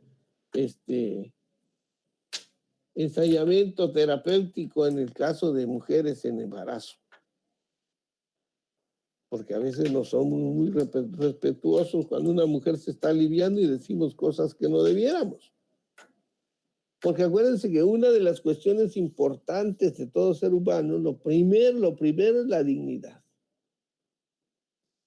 Y eso, estamos hablando de derechos humanos de la primera generación, la dignidad. Todas las personas son dignas, independientemente de que estén naciendo o que ya se estén muriendo a los 100 años. Todos son dignos. Entonces es muy importante pues tomar eso en consideración. Si quieres que la ley del Murphy, la ley de así como te tratan, así vas a tratar. Pero a veces los médicos no tenemos esa visión con el paciente. 6. Tener acceso a la educación médica continua y ser considerado a igualdad de oportunidades para el desarrollo profesional. Eso es muy importante. Los médicos por obligación, la medicina es la única profesión que no se puede uno quedar sin estudiar y sin saber. Pero todos los médicos deben de tener acceso a la educación continua, pero dice educación continua, porque luego estamos de congresos en congresos, pero realmente eso no lo llevamos al ejercicio de nuestra profesión y a veces nada más es paseo.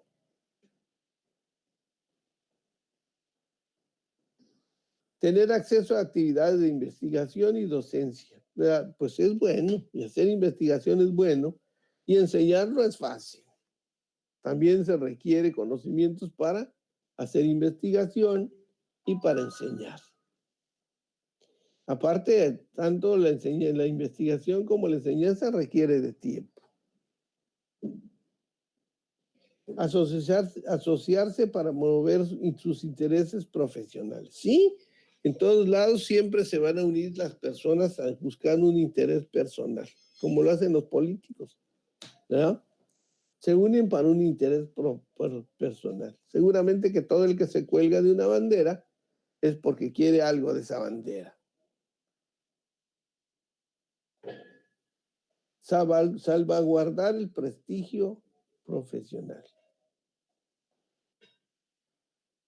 Ese es otro de los grandes dilemas. El médico cada vez se ve más desconfigurado y obedece a varias razones. La primera fue que ya el conocimiento ya no es nada más del médico. Antes el médico tenía sus conocimientos y era como su cofrecito donde nada más él sacaba esos conocimientos a favor del paciente. Ahora el paciente pues ve en su celular, pregunta, ya sabe más, ya no es el mismo paciente de que teníamos antes. Entonces el médico, para que pueda ser bien visto por los pacientes, debe de haber empatía con el paciente. Recibir remuneración, o sea, un pago justo por lo que hace. Y pues al final de cuentas también eso es muy importante. Nadie puede hacer un trabajo bien hecho si no se le paga de acuerdo a su necesidad y al trabajo que está desarrollando.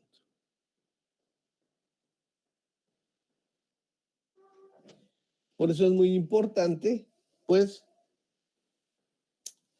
y tampoco se vale colgarse, pobre paciente, llegó un paciente, hay que desvalijarlo como si estuviera en el despoblado, dejarnos sin nada, ¿no?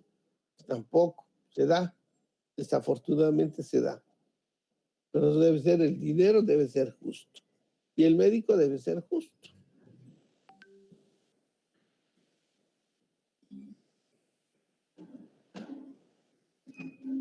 ¿Alguna duda o pregunta?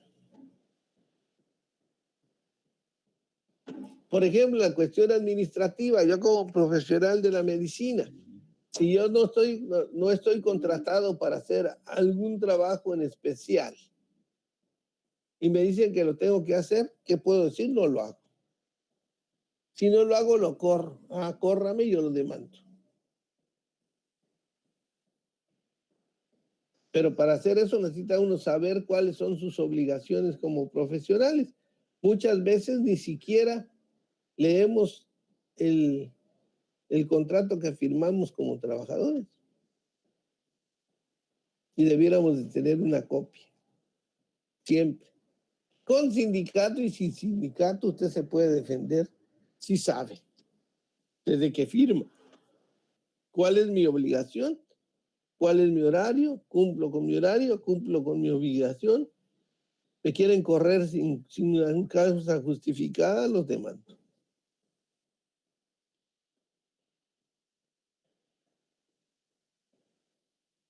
Eso es muy importante. Tampoco me puedo meter a un lugar donde está en riesgo mi vida.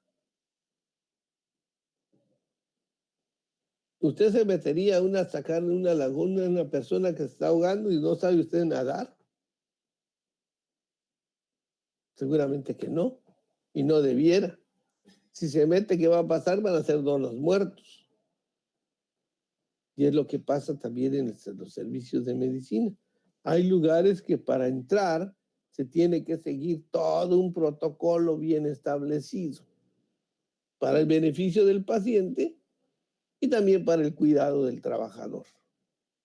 Pero también el trabajador tiene que saber, como lo van a ver en medicina del trabajo, todas las empresas por obligación, cuando se contrata a una persona, le deben de decir qué es lo que se hace ahí, cuáles son los riesgos que corre, ¿sí? Y qué es lo que tiene que hacer para evitar que se va a daño. Eso es muy importante. ¿Alguna pregunta? No, doctor, todo claro. Gracias, doctor. ¿Nada? ¿Seguro?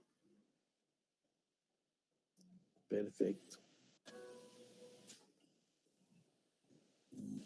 Todo bien, Doc. Muy bien. Vamos entonces.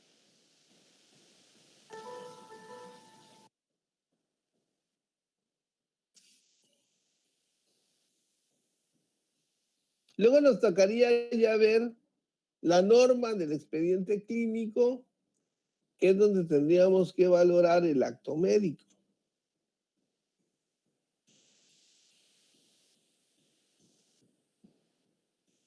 Quiero pensar que no lo ven, ¿verdad? No, doctor, todavía no lo vemos. No, Doc.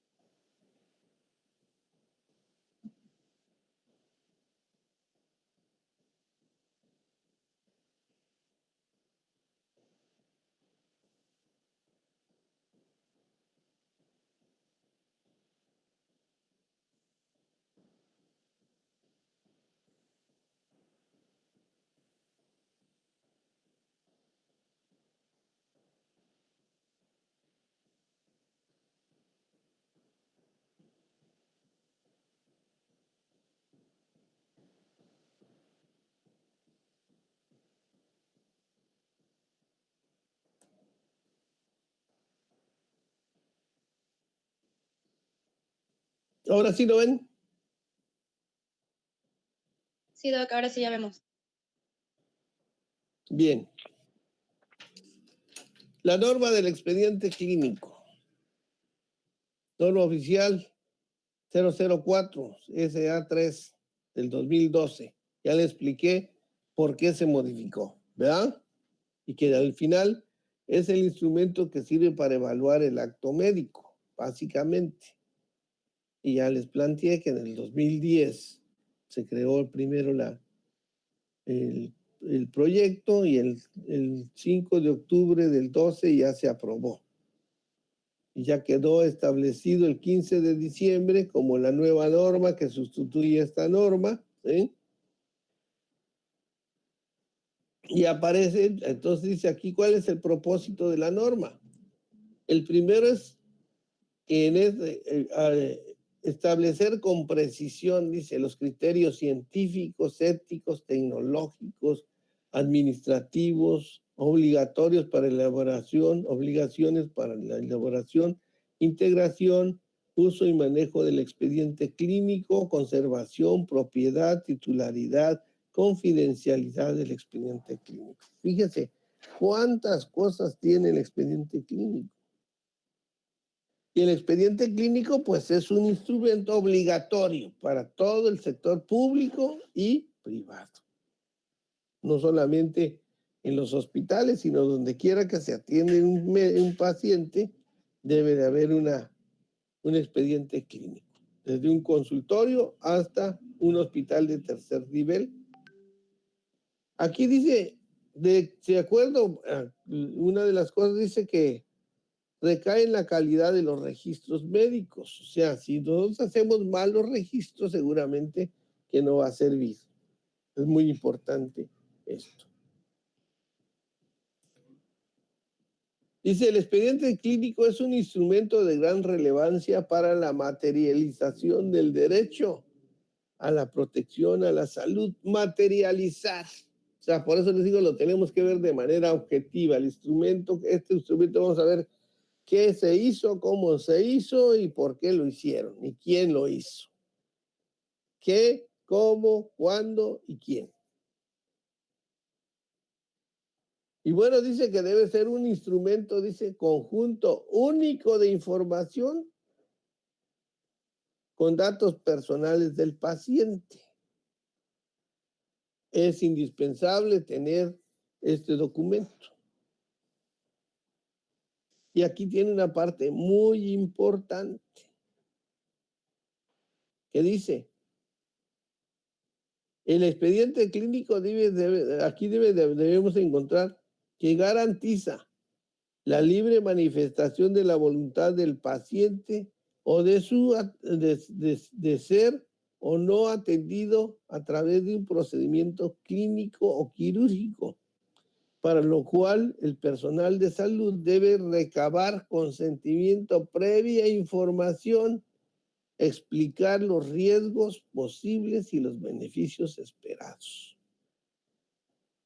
Eso lo está aquí dentro de uno de los objetivos principales del expediente clínico, es que ahí se materializa el derecho, tiene que ser único y ahí el paciente dice que el médico tiene la obligación de informar. Y una vez que es debidamente informado, puede él consentir. Hágase o no se haga. Esta sería lo que es el consentimiento tácito. Que el médico no necesitaba recabar un documento, sino que si el paciente aceptaba, quiere decir que quería que fuera su médico. Y el médico, si lo aceptaba como paciente, sí. Entonces, en ese momento ya tanto el médico tenía la obligación de hacer todo lo mejor para su paciente y el paciente tenía la obligación de pagar sus servicios.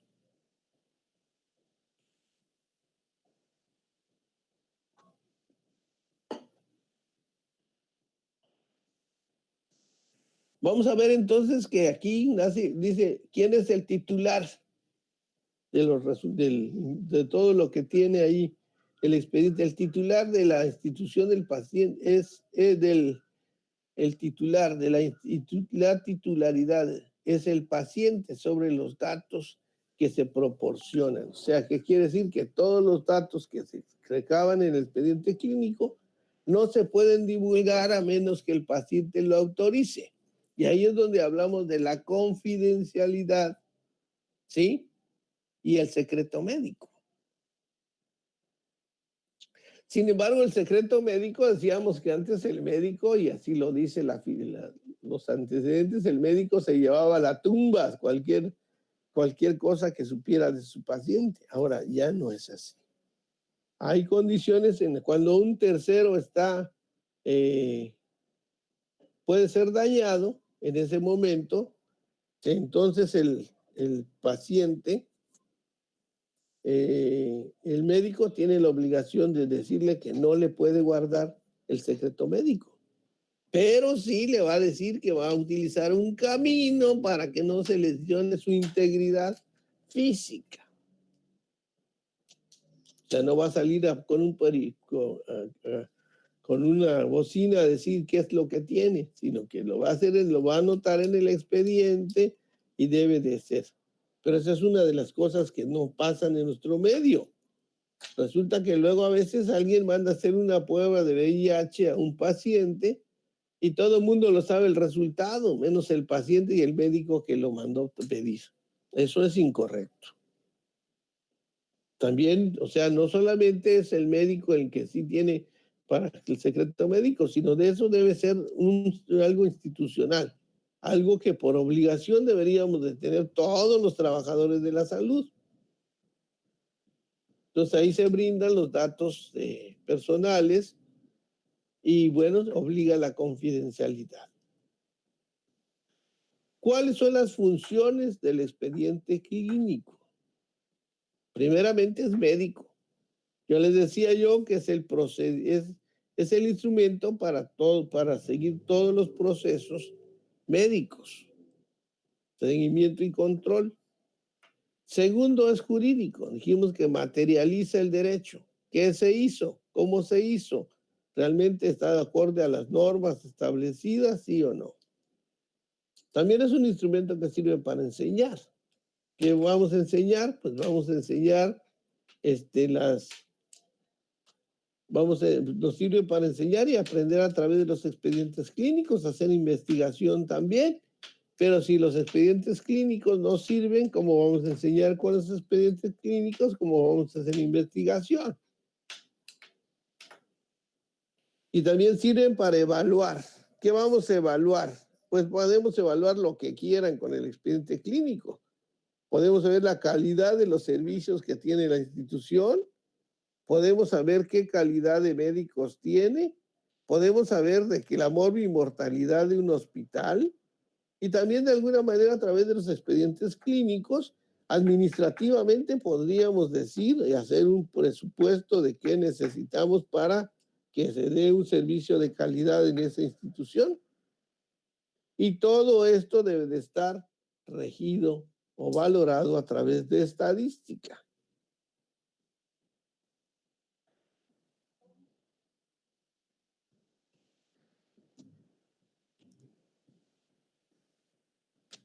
Dice que también aquí, como dijimos, el médico tiene la libertad de prescripción, dijimos hace rato. Entonces aquí también en el expediente clínico se habla del principio, cuenta invariablemente con los principios científicos y éticos que orientan la práctica médica. Especialmente de la libertad de prescripción del personal médico a través del cual los profesionales y técnicos del área de salud habrán de prestar sus servicios a su leal saber y entender. ¿Qué cosa es un leal saber y entender? O sea, al final de cuentas yo no puedo hacer lo que no sé. Y lo hice así porque así lo sé hacer. Pero siempre y cuando este leal saber y entender lo utilicemos en beneficio del paciente, ¿sí? Atendiendo, como les dije, a la circunstancia, al modo, al tiempo y al lugar.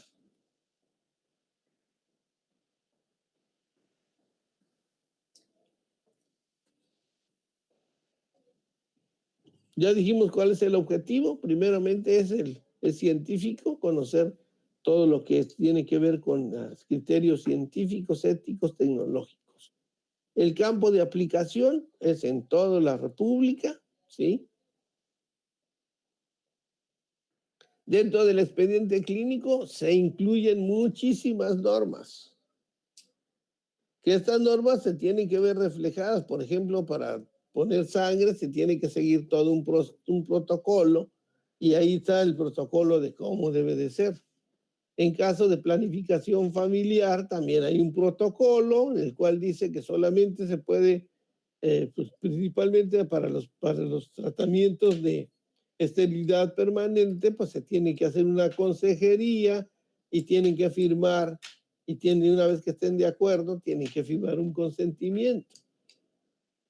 Prevención de la tuberculosis, la anestesia. El médico anestesiólogo tiene la obligación de hacer una valoración previa a la cirugía y también pedir consentimiento informado sobre la anestesia que va a hacer y también tiene que decir cuáles son los riesgos. Y así tenemos aquí también la del embarazo, la 007, que ya ustedes ya llevaron obstetricia, ya se la saben de a pie a pa, toda esa norma, ¿sí? La 10, que habla de la prevención de los virus, básicamente del VIH, ¿sí? Prevención de enfermedades bucales, que esa es otra cosa, ¿sí? En pacientes diabéticos, todo hay un protocolo. Vigilancia epidemiológica, hay obligación de reportar determinadas enfermedades. Eso está bien establecido en la Ley General de Salud, en la parte de epidemiología, qué enfermedades se deben de reportar en un determinado tiempo. Algunos son de inmediato, otros tienen otro tiempo, dependiendo de cuáles serían esas. Sería muy bueno que ustedes le dieran una revisadita a ver cuáles son esas enfermedades que se tienen que reportar de inmediato y cuáles más tardías. También dice, bueno, la prestación de servicios de salud en las unidades de atención médico integral hospitalaria en casos de psiquiatría, porque las psiquiatras son como los niños, dijéramos, tienen algunas garantías por el simple hecho de la prevención y tratamiento de las adicciones, salud mental, materia de información, material de información, porque también de alguna manera se tiene que ver con lo que se hace, lo que se publica, violencia intrafamiliar, sexual y contra las mujeres, ahora que están más de moda, ¿ya? Regula los servicios de salud, también de alguna forma también, y bueno, también atención a los servicios de urgencia.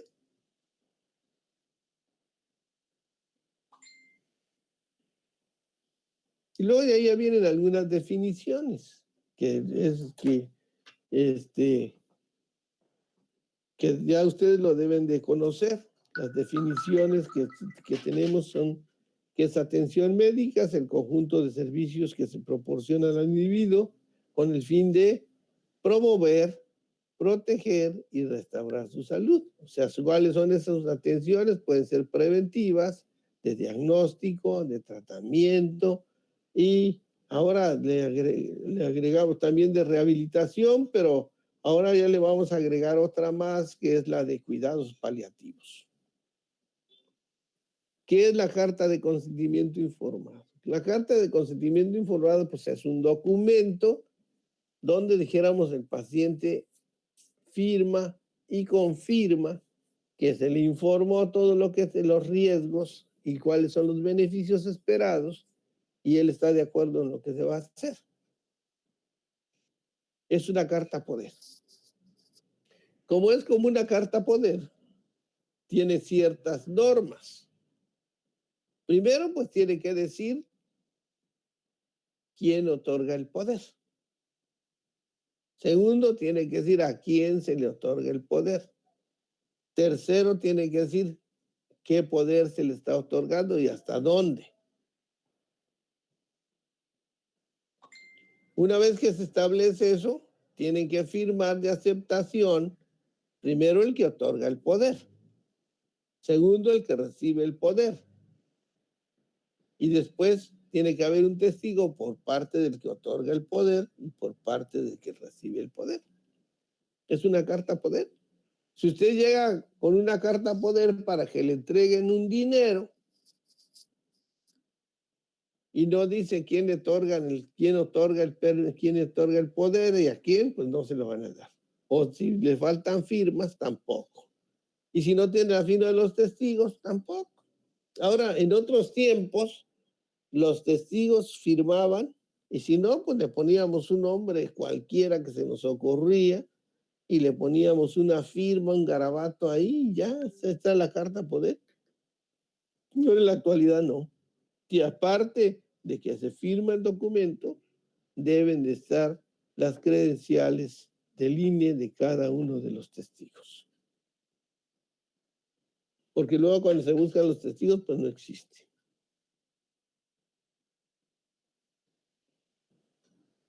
Establecimiento de atención médica, pues hay diferentes. Desde un consultorio, primer nivel de salud, segundo, tercero, y todos los niveles que tenemos de salud. Cada uno tiene sus características especiales. Y lo que le decíamos que es el expediente clínico. El expediente clínico es un conjunto único de información, de datos personales del paciente que se integran dentro del tipo de establecimiento de atención médica, ya sea público o privado, por el cual consta de documentos escritos, imagenológicos, electrónicos, electromagnéticos, ópticos, magneto-ópticos, etcétera, y de cualquier otra índole en el cual el personal de salud deberá hacer sus registros y anotaciones y en su caso constancias y certificaciones correspondientes a su intervención en la atención médica del paciente con apego a las disposiciones jurídicas.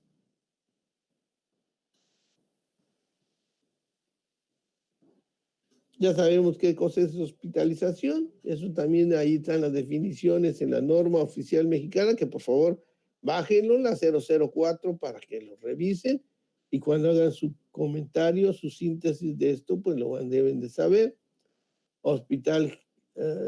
¿Qué cosa es la hospitalización?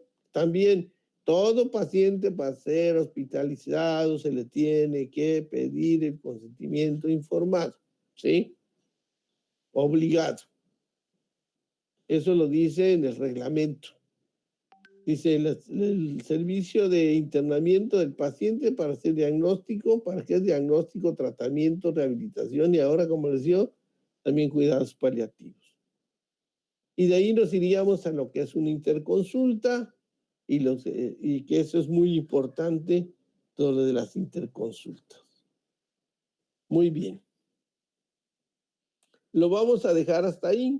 Podríamos seguir, pero lo vamos a dejar hasta aquí.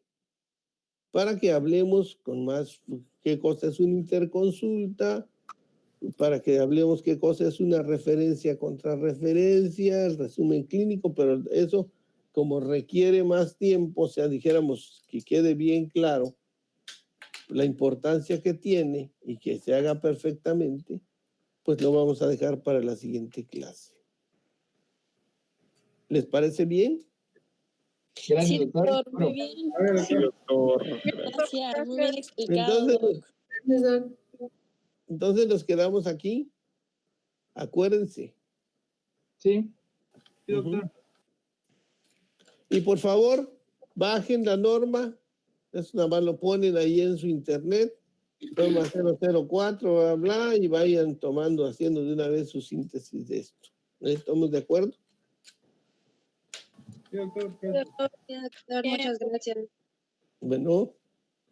Gracias, doc.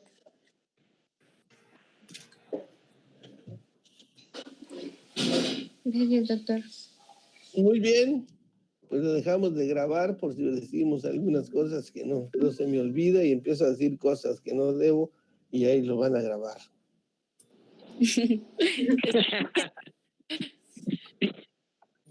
Está bien, Doc. Muchas gracias. Bueno, hasta ahí lo dejamos porque ya se me secó la boca. Así que vamos a descansar ya un ratito, ¿verdad? Sí, Doc. Perfecto. Sí, ¿Cuándo continuaríamos el miércoles, no? Jueves. Hasta el jueves. Sí, Doc. Muy bien, Sí. nos vemos entonces. Bye.